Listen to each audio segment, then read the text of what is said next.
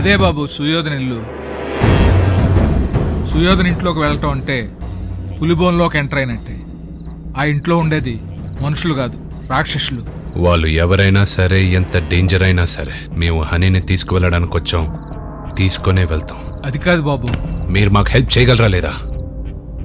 సరే, ఈ రాత్రికే మన సత్తిగాడి వాటర్ ట్యాంక్ ద్వారా మీ అందరు లోపలికి వెళ్ళి ఏర్పాటు చేస్తాను. రాము, తొందరగా నోట్ చేయి. రే రండిరా.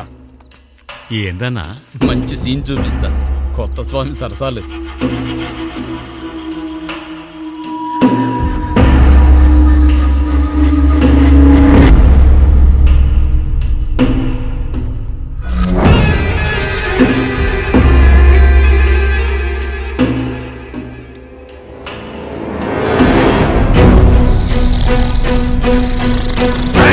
ఏంట్రా గురకపెట్టి నిద్రపోతున్నావు?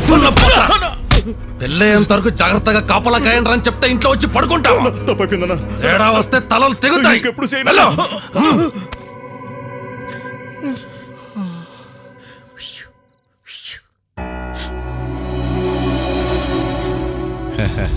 కౌరవపురం పరుపు గట్టిదనాన్ని చూపించి నీ అరుపు పాండవపురానికి వినిపిద్దామని వచ్చానే నా ముద్దుల హనీ. ఏందే బెట్టు చేస్తుండా? పట్టుకున్నది కాబోయే పెనుటే కదా, ఆయన హత్తుకోవాల్సింది పోయి అట్ట అరుస్తావెందుకు? తెలుసావు?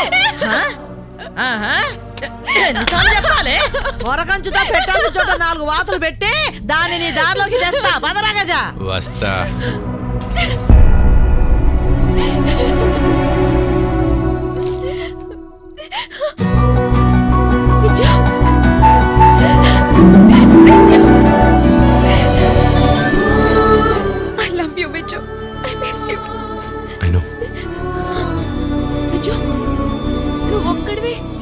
అందరం కలిసి వచ్చాం హనీ.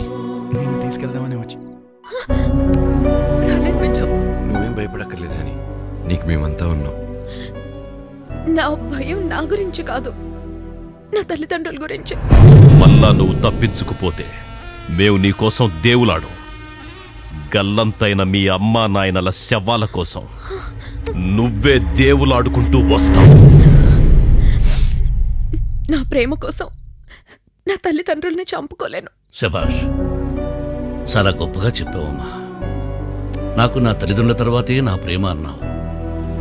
వెంటనే నీ తల్లిదండ్రులను కలిసి వీళ్ళందరికీ బుద్ధి చెప్పి నేను తీసుకెళ్తాను. వెళ్ళిపోండి.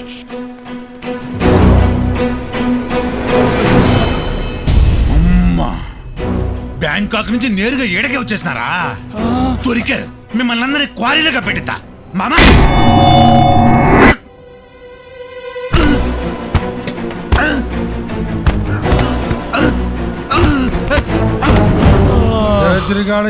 సప్పుడు గజేంద్ర కింద పడింది. సొట్టపడానా? అరే మనకెందుకు రా బాను, వాళ్ళు వచ్చి మొక్కేరుదేగా, తీసి చూడరుగా, తిప్పి పెట్టు. నా తెలిస్తే మన గదులు వలుగుతాయి. అరే ఎంత చెప్పినా అయినా రాయుడు. ఫుల్ గా తాగడం, కాలి బట్ట లెక్క కింద పడడం. రక్తం వస్తుందనా? రానున్న అజ్ఞాతవాస కాలంలో ఈ శాపం నీకు వరంగా పరిణమిస్తుంది.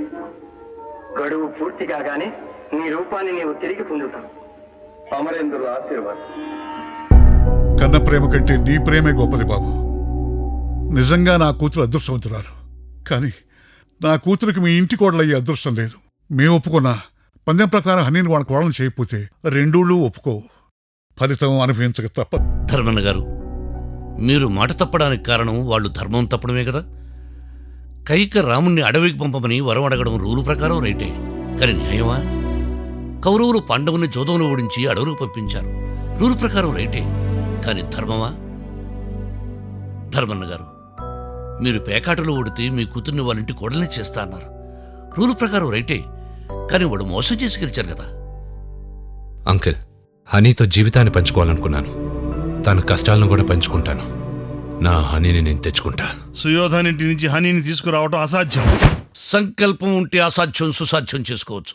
టక్కుటమార గజకర్ణ గోకర్ణ మాయలు చేసి సామదాన భేద దండోపాయంలో ఏదో ఒక ఉపాయం చేసి మార్చి మతి తప్పించి గతి తప్పించి మమ్మల్ని అందరినీ ఒకటిగా చేసిన హనీని ఒక్క రక్త బొట్టు కూడా కింద పడకుండా వాడు మీకు అప్పగించేలా చేసి మా కొడలుగా చేసుకుంటాం. ఇంతకీ ప్లాన్ ఏంటి పాప? కాగల కార్యం గంధర్వులు తీర్చినట్టు అవసరమైతే జ్యోత కౌశలంతో మురిపిస్తూ కాలక్షేపం చేస్తా.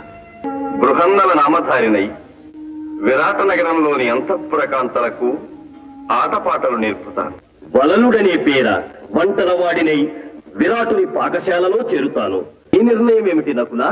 రామగ్రంథి అనే పేరుతో అశ్వపాలకుడినే మెరుగుతాను. మరి నీ మాట ఏమిటి? నేను సైరంధ్రినై అంతఃపుర కాంతలను అలంకరిస్తూ గడువు చెల్లిస్తాను. గడువు తీరేలోగా మనలో ఏ ఒక్కరం బయటపడినా మళ్ళీ 12 సంవత్సరాలు అరణ్యవాసం చెయ్యాలి. అందరూ ఈ మాటనే మనసులో పెట్టుకుని మరీ మెరగండి. మురారి గారు, ఆ సుయోధరికి ఎవరైనా మిత్రులున్నారా? ఒకే ఒక్కడున్నాడు, బురుడీ జమీందార్. రేపు వాళ్ళ ఇంట్లో పెళ్లి. మా మేనతనే కొడతావా? ఓం మావాడు కుట్టింది ఆవిడలోని దుష్టశక్తి. ఈవిడ మీ ఇంటికొచ్చి ఎన్నేళ్ళయింది? 14 ఏళ్ళు. ఓహో, మీరు జూదంలో ఓడిపోయి 14 ఏళ్ళే. మీకు